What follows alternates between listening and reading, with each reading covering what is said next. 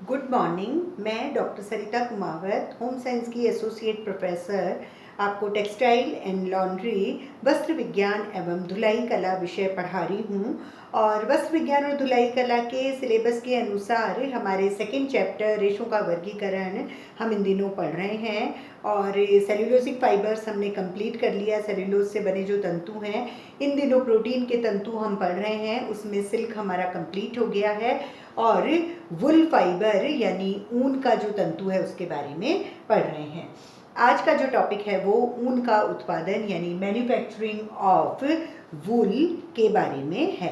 तो मैन्युफैक्चरिंग जब है वुल की या वुल फाइबर कैसे बनता है, उसका जो फर्स्ट स्टेप है वो होता है ऊन की कटाई, शीप शेयरिंग। शीप यानी भेड़, तो भेड़ के जो बाल हैं उनकी कटाई होती है। और ऊन की कटाई जो है वो शीप शेयरिंग कहलाती है। और कुछ भेड़ों पे से तो वर्ष में 2 या 3 बार भी शेयरिंग हो जाती है, मतलब उसके बालों की कटाई की जाती है।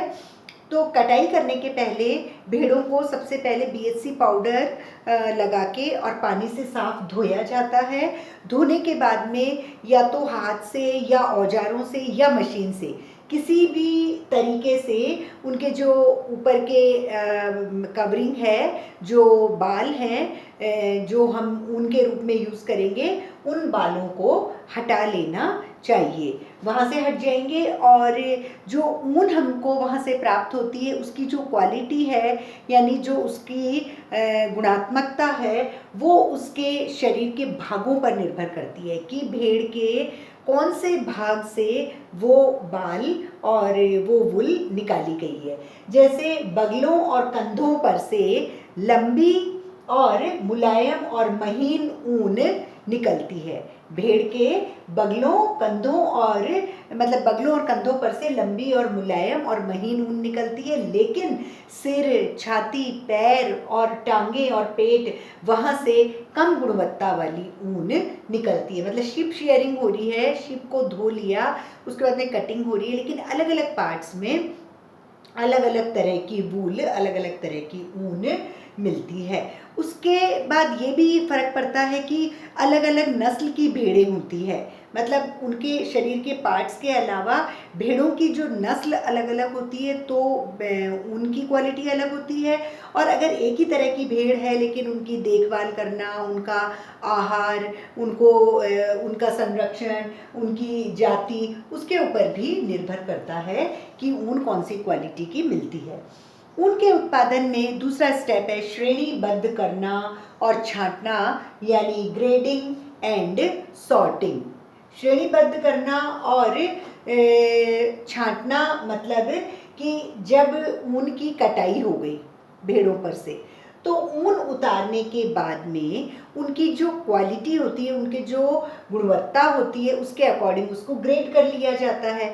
जैसे जो छोटे छोटे रेशे होते हैं उनको अलग कर लिया जाता है, उनसे घटिया किस्म का निम्न कोटि का वस्त्र बनता है। और जो जिनका रंग अच्छा है, जिनमें महीनता है, बहुत पतले हैं, कोमल है और जिनकी लंबाई ज़्यादा है रेशे की, तो उनको अलग छांट लिया जाता है, जिससे कि अच्छे वाले वस्त्र या गुड क्वालिटी के जो फैब्रिक्स जो हैं वो लंबे वाले यान से बनाए जाते हैं। तीसरा स्टेप है सफाई एवं धुलाई, क्लीनिंग एंड वॉशिंग।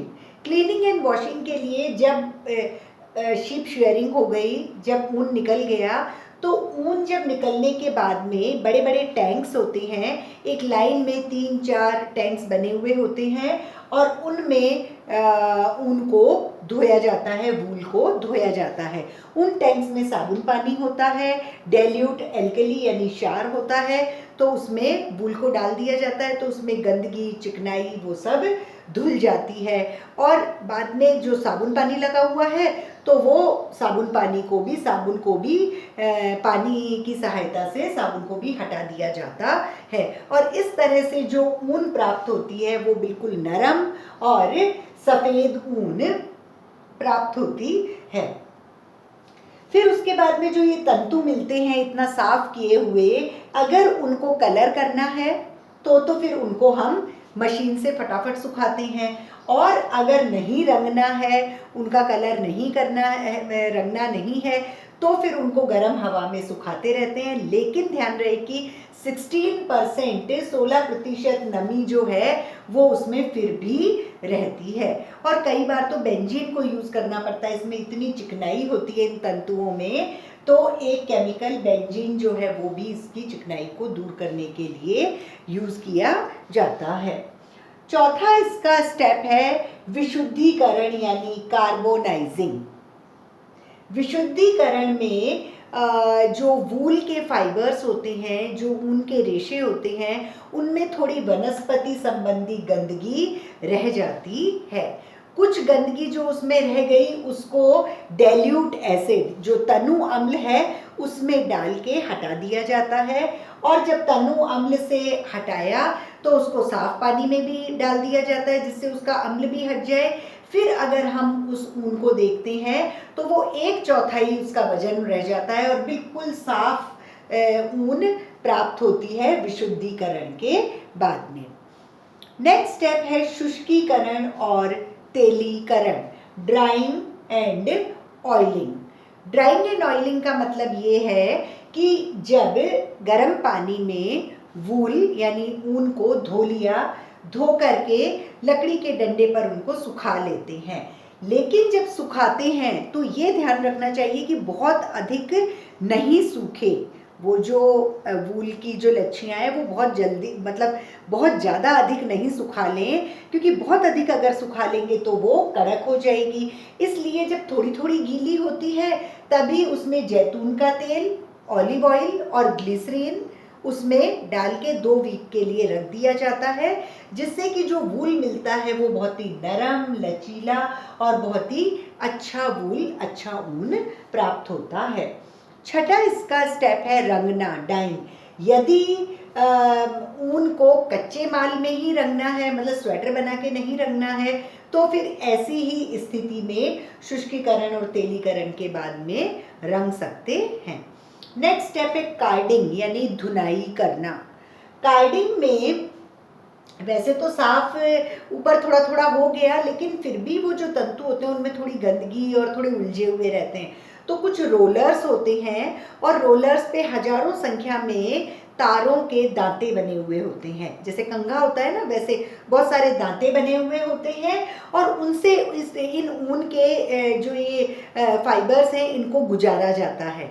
और उनपे से गुजारने के बाद में ऊन बिल्कुल सुलझ जाती है और उसकी अशुद्धियाँ भी हट जाती है और वो समानांतर दिशा में भी हो जाती है, बिल्कुल एक के साथ एक धागा हो जाता है। और अगर हम जेंट्स सूट जो होते हैं, जेंट्स जो पैंट और कोट पहनते हैं, अगर वो उसके लिए अगर वूल तैयार कर रहे हैं तो वो वस्टेड यार्न होता है।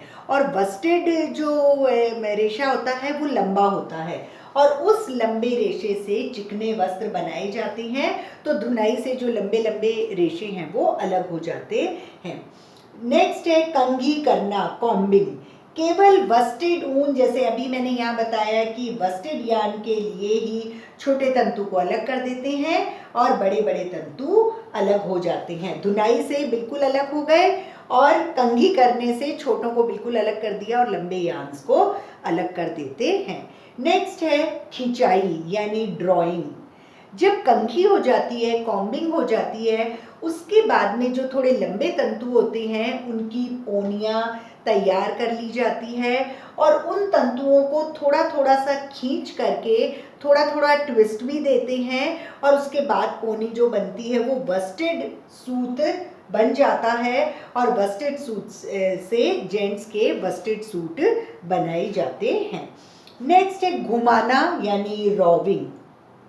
घुमाना यानी रोविंग, जब कताई करते हैं किसी भी सूत से तो कताई के पहले, अब जब हम यहाँ वूल की कताई कर रहे हैं तो कताई के पहले हल्की सी ऐंठन दी जाती है और ऐंठन देके और बहुत सारे जो सूत होते हैं उनको एक साथ जोड़ा जाता है। ये होती है रोविंग, एक साथ उनको बंट बंट करके जोड़ना।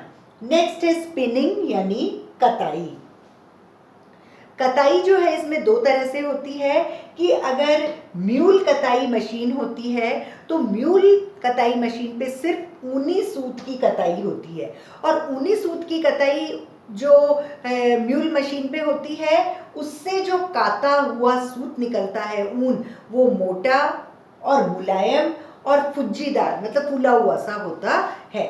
लेकिन अगर हमको वस्टेड सूट चाहिए, मतलब जो जेंट्स के सूट के लिए, तो वस्टेड सूट के लिए मशीन पर यूज़ करते हैं कताई करना, और मशीन पर पोनी के धागे को ऐंठन दी जाती है, और ऐंठन देने से वो बहुत ही चिकना और पतला हो जाता है, कड़क हो जाता है, गोलाकार हो जाता है, और उससे जो फैब्रिक बनता है वो भी बिल्कुल चिकना और पतला बनता है। उसी से ही जेंट्स के सूट्स बनाए जाते हैं, जो सूट होते हैं पैंट और कोट वो। उसके बाद में है बुनाई यानी वीविंग। वीविंग में साधारण ऊन जो होती है वो तो या तो सादी बुनाई होती है उसमें, या ट्विल बुनाई, ट्विल वीविंग या सिंपल वीविंग हो जाती है। उससे स्वेटर बुने जाते हैं, जैकेट बुने जाते हैं, कंबल बुने जाते हैं। ये होती है साधारण ऊन से बुनाई। और साधारण ऊन से जो इस तरह की बुनाई होती है, सादी और ट्विल वीव, उससे मोटे, मुलायम और फुज्जीदार जो वस्त्र होते हैं वो बनते हैं, वो कम कीमत के होते हैं। लेकिन अगर हम देखें कि वस्टेड सूत से वस्टेड वस्त्र बनाए जाते हैं, और वो ऊपर से बिल्कुल चपटा और खुरदरा और कड़क होता है, जल्दी गंदा नहीं होता है और खूब टिकाऊ होता है, इसीलिए उससे महंगे परिधान यानी कोट पैंट बनाए जाते हैं। फिर नेक्स्ट है रंगाई एवं विरंजन, डाइंग एंड ब्लीचिंग। जब इनको धुलाई कर देते हैं ऊन की, तो उसके बाद में ऊन को या तो रंगा जाता है और या तो रंगा नहीं जाता, साफ किया जाता है, ब्लीच यानी कि सफ़ेद किया जाता है। या तो रंग देते हैं और या फिर और सफ़ेद बनाने के लिए विरंजित यानी ब्लीच किया जाता है। और लास्ट है परिसज्जा यानी फिनिशिंग। वैसे बहुत ज़्यादा ज़रूरत नहीं पड़ती है ऊन के वस्त्रों को, लेकिन फिर भी जो ऊनी वस्त्र हैं उनको धोकर और उनको खींचकर जो उनकी लंबाई चौड़ाई होती है उसी के समान उसको फैलाकर और सुखाया जाता है, और उसके बाद में अगर उसमें कुछ गांठें पड़ी हुई है, कुछ रोएं हैं, तो उनकी कटिंग कर दी जाती है। कटिंग करके और उस पर प्रेस फिरा दी जाती है। प्रेस फिराने के बाद में अगेन उसको थोड़े ब्रश से उसके रोएं निकाले जाते हैं, थोड़ा फुज्जीदार बनाने के लिए वापस से उसके रोएं उठाए जाते हैं, और फिर अगर रोएं असमान हो तो उनको समान आकार के काट दिया जाता है। समान आकार के काट करके और थोड़े फ्लफी हो जाएं, फिर उन वस्त्रों को दबाकर और तह किया जाता है, और फिर सेलिंग यानी बेचने के लिए तैयार किया जाता है। तो इस तरह से ये मैन्युफैक्चर ऑफ वूल हुआ, ऊन का उत्पादन। मतलब ऊन के उत्पादन के लिए सबसे पहले जो भेड़ें होती है, भेड़ों को इकट्ठा करके उनको बीएससी पाउडर, पानी इनसे धो के उसके बाद में उनके ऊपर की जो लेयर होती है वूल की, वो उसकी कटिंग होती है, भले ही औजार से, मशीन से, हाथ से, कैसे भी। और जो वूल होती है वो उसके ऊपर डिपेंड करती है कि भेड़ कौन सी जाति की है, उसको कैसे रखा गया, कैसी जलवायु है। उसके अलावा भेड़ के अलग अलग पार्ट्स होते हैं, उससे जैसे अगर सिर, छाती, पेट, पैर, इसकी अगर वूल होएगी तो वो निम्न कोटि की होती है। लेकिन अगर बालों और कंधों की होती है तो वो मुलायम भी होती है, लंबे रेशे भी होते हैं। फिर जब ऊन की कटाई हो जाती है तो फिर उसको ग्रेडिंग की जाती है। जो लंबे रेशे होते हैं और जो महीन और कोमल होते हैं उनको अलग छांट के रख लिया जाता है, और छोटे रेशों से निम्न श्रेणी के वस्त्र बनाने के लिए अलग रख दिया जाता है। उसके बाद में जैसे ऊन के जो रेशे आ गए हैं उनको टैंक में डेल्यूट एसिड और साबुन पानी से और आखिर में अच्छे साफ पानी से धोया जाता है। धो के और उनको सुखाया जाता है, उनकी गंदगी हटा दी जाती है। अगर उसको रंगना नहीं है तो मशीन से सुखा देते हैं, अगर रंगना है तो नहीं रंगना है तो गर्म हवा से सुखाते हैं, और अगर कलर करना है तो जल्दी से मशीन से सुखा के और कलर चढ़ाया जाता है। और फिर भी उसमें थोड़ी सी गंदगी, वनस्पति संबंधी गंदगी रह जाती है तो थोड़ा सा डेल्यूट एसिड डालकर उसका विशुद्धिकरण, कार्बनाइजेशन किया जाता है। फिर अगर हम देखते हैं कि डेल्यूट एसिड के बाद में साफ पानी से धो के सुखा के तो वो 1/4 वजन ही रह जाता है, सारी वनस्पति संबंधी गंदगी हट जाती है। और उसके बाद में जब धो के और उसको डंडे पर सुखाया जाता है तो बहुत ज़्यादा नहीं सुखाते हैं, उसको अगर नरम और मुलायम बनाना है तो थोड़ा सा गीला रहे तभी हम उसमें ग्लिसरीन और ऑलिव ऑयल डाल के 2 वीक के लिए रख देते हैं, तो वो बिल्कुल नरम मुलायम ऊन हमको मिल जाता है। अगर कच्चे माल में इसको कलर करना है तो अभी ऊन को कलर कर लेते हैं और फिर इसकी धुनाई होती है, मतलब कार्डिंग होती है। ये जो ऊन के रेशे होते हैं इनको रोलर के ऊपर से गुजारते हैं, रोलर पे बहुत सारे दांते लगे होते हैं जिससे कि ऊन के रेशों को समानांतर कर दिया जाता है। समानांतर करने के बाद में उनकी कॉम्बिंग, मतलब कार्डिंग और कॉम्बिंग हो जाती है कि लंबे रेशे अलग हो जाते हैं और छोटे रेशे अलग हो जाते हैं। फिर जो लंबे रेशे होते हैं उनकी पोनियाँ बना दी जाती है और अगर ऐंठन दे के पोनी बना दी जाती है तो वस्टेड सूत बन जाते हैं, वो खिंचाई हो जाती है।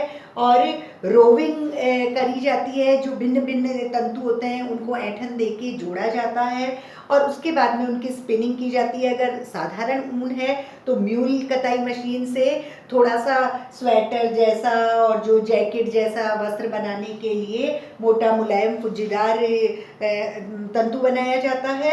और अगर वस्टेड सूत है तो वो मशीन पे बनाया जाता है जो कि बहुत ही चिकना, पतला और कड़क गोलाकार होता है जिससे कि अच्छा वस्त्र बनता है उस धागे से। उसके बाद में बुनाई के बाद में रंगाई और विरंजन किया जाता है, या तो ऊन को कलर किया जाता है और अगर उसको सफ़ेद रखना है तो ब्लीच किया जाता है। और परिसज्जा में बहुत ज़्यादा परिसज्जा नहीं की जाती है, उसको धोकर और जब सुखाया जाता है तो खींच के जितनी उसकी चौड़ाई होती है उतनी सुखाया जाता है। और जब उसको बेचने योग्य बनाते हैं तो पहले उसको एक बार तो उसकी जो गांठें और रोएं हैं वो कटिंग कर दी जाती है। गांठें और रोएं की कटिंग करने के बाद में अच्छी प्रेस कर दी जाती है, वो दब जाता है, लेकिन वापस से उसके रोएं को फुज्जीदार बना के और फिर एक सी लंबाई के उसके रोएं करके और फिर दबा के उसको तह किया जाता है और फिर उसको बेचने योग्य बनाया जाता है। इस तरह से ये ऊन का उत्पादन यानी मैन्युफैक्चरिंग ऑफ वूल कंप्लीट हुआ।